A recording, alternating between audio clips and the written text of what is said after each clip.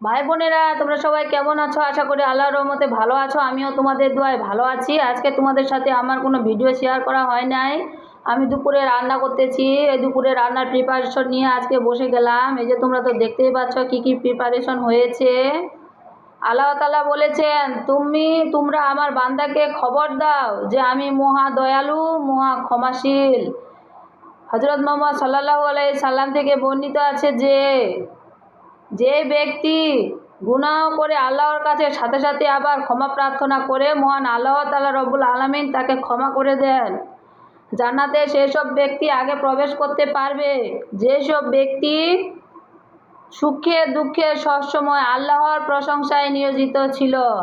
তো ভাই বোনেরা, তোমরা আল্লাহকে বেশি বেশি স্মরণ করবে। সবাই ভালো থাকিও।